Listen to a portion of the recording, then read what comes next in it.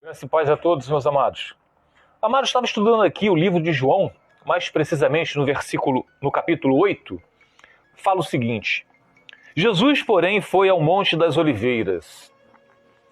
Ao amanhecer, ele apareceu novamente no templo, onde todo o povo se reuniu ao seu redor. E ele se assentou para ensiná-lo. Então, Jesus estava ali ensinando eles. Os mestres da lei e os fariseus trouxeram-lhe uma mulher surpreendida em adultério. Então ela foi surpreendida em adultério. Fizeram-na ficar de pé diante de todos e disseram a Jesus, : Mestre, esta mulher foi surpreendida em atos de adultério. Na lei de Moisés, ordena apedrejar tais mulheres. Então, aqui, os fariseus estavam levantando o artigo da Constituição judaica, mosaica, que se a mulher fosse surpreendida no ato de adultério, ela teria que ser apedrejada. Então, havendo adultério, apedrejamento, morte, sentença pela lei. E o Senhor, o que diz? Colocaram Jesus na parede? E agora, quem poderá defender? Ele estava usando essa pergunta, eles, os fariseus, como armadilha, a fim de terem uma base para acusá-lo. Mas Jesus inclinou-se e começou a escrever no chão com o dedo. Visto que continuavam a interrogá-lo, ele se levantou e lhes disse, : o que Jesus disse aos fariseus: Se algum de vocês estiver sem pecado, seja o primeiro a atirar a pedra nela. Jesus inclinou-se novamente e continuou a escrever no chão. Então, aqui, amados, existia uma lei. Existia uma lei judaica dada por Moisés para apedrejar o adúltero. Nós vivemos numa época onde as pessoas, elas adoram pegar versículos e colocar a sua própria interpretação. Se a pessoa fala que tem que o adultério dá respaldo para nós nos casarmos com outra pessoa, porque eles alegam que Mateus 19:9 diz isso, então eles têm que apedrejar a pessoa que adulterou. Vocês estão notando? Quando a pessoa fala, a lei do dízimo existe ainda hoje. Quem não dizimar é ladrão. E o Senhor falou que os ladrões não herdarão o reino de Deus. Então, se existe dízimo, vocês têm que fazer o quê? Tem que ter templo, tem que ter sacerdote, tem que sacrificar animais. Então, meus amados, as pessoas pegam a Bíblia, isso me serve, isso já não me serve. É como se tivesse feito uma nova reforma protestante. Inventasse uma nova doutrina. Por isso que o apóstolo Paulo falou que chegará um tempo, que já chegou, em que não suportarão a sã doutrina, sentindo coceira nos ouvidos, juntarão mestres para ouvir apenas aquilo que agrada a eles e seguir esses mitos, e não a Jesus. Por isso que o apóstolo Paulo falou para alguns que estavam lá: eu sou de Apolo, eu sou de Paulo, eu sou de Pedro. Nós somos de Cristo. Nós somos de Cristo. Quando a gente for lá em Mateus 19:9, diz o seguinte, olha só aqui de Mateus 19:9. A minha versão é NVI, tá? Eu lhes digo que todo aquele que se divorciar de sua mulher e se casar com outra mulher, estará cometendo adultério. Então, aqui é para os casados, como já expliquei para vocês.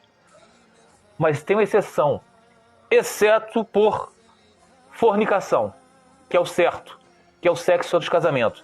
Mas outras traduções, como a minha, estava dizendo, exceto em caso de imoralidade sexual, exceto em caso de adultério, exceto em caso de matrimônio falso. Então, vocês têm que entender que essa exceção é no caso de sexo antes do casamento. Jesus falou, não pode. Vocês têm que se casar para fazer sexo. Porque se fosse por causa de sexo, exceção por causa de adultério, a pessoa teria que ser apedrejada. Vocês estão entendendo, meus amados? As pessoas, elas criam suas próprias doutrinas. Não tem nenhum embasamento bíblico o que eles pregam por aí.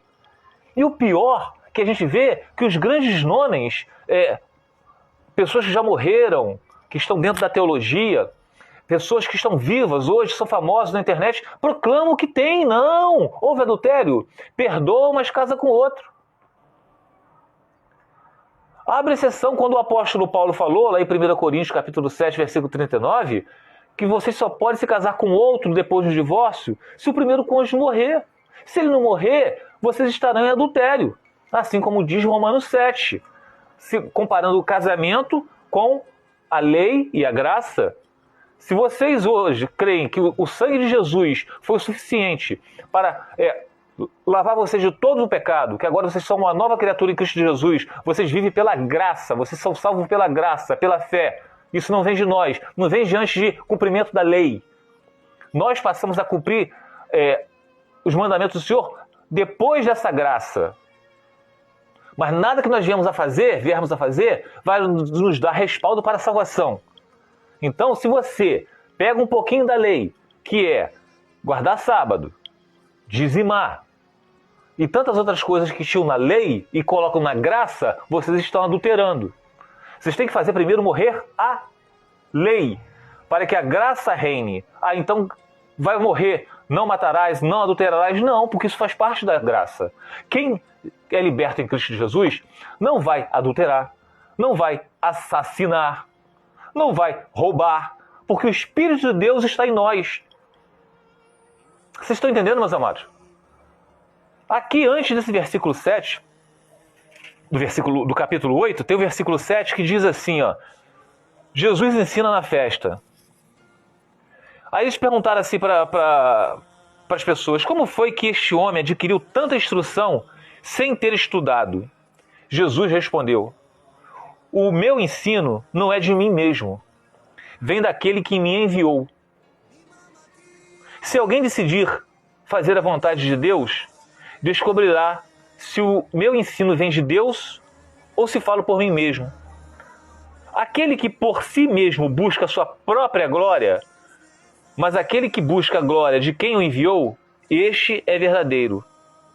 Não há nada de falso a seu respeito.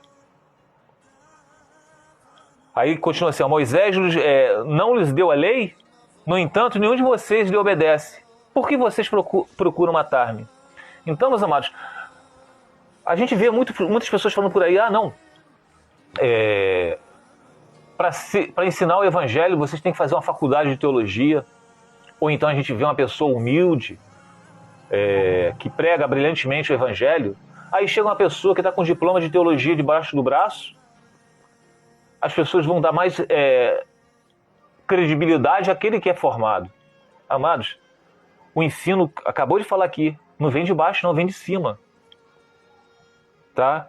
Respondendo, o meu ensino não é de mim mesmo, vem daquele que me enviou. O nosso ensino aqui, sobre o casamento, sobre que podemos somente nos casar com outra pessoa se o primeiro cônjuge vier a falecer, mesmo que ele já esteja casado com outro. Mas ele está vivo. Se ele se divorciou e se casou com outro, é porque ele é um descrente, como diz lá em 1 Coríntios capítulo 7. Se o descrente quiser se apartar, deixe-o ir. Você não tem poder para salvá-lo. Mas vocês não são crentes? Cristãos? Vocês sabem que só pode se casar com outro depois da morte desse descrente. Ah, mas essa palavra é muito dura. Realmente é dura. Jesus falou que no mundo nós teríamos aflições. Mas o que Jesus falou para os discípulos quando falou, mas isso aí é muito duro, mestre? Jesus falou o que para os discípulos? Mas não é para todos. Essa palavra não é para todos. ela é somente para os eleitos do Senhor. Amados, eu não sei qual de vocês aí que são eleitos do Senhor. Eu não sei. Eu não sei se vocês estão procurando apenas a volta do cônjuge de vocês, que é lícito. Mas se vocês não entenderem que Deus endureceu o coração do cônjuge de vocês para a salvação da sua família, porque crê em Senhor Jesus Cristo, serás salvo tu e a tua casa. Se vocês não entenderam isso ainda, vocês precisam primeiro buscar o reino de Deus e a sua justiça, para que todas as coisas venham a ser acrescentadas na vida de vocês. A restauração começa por vocês. Jó conhecia Deus e ouviu falar. Sacrificava animais para expiação dos supostos pecados dos filhos dele. Mas Jó não tinha intimidade com o Senhor. Então, Deus está nos chamando para termos intimidade com Ele. Agora, qual de vocês realmente são os eleitos do Senhor? Estude a Bíblia. Olha quais são as vontades do Senhor. Olha o que desagrada ao Senhor. Aí vocês vão realmente reconhecer se vocês são os eleitos do Senhor ou não. Fica os irmãos na paz de Senhor Jesus.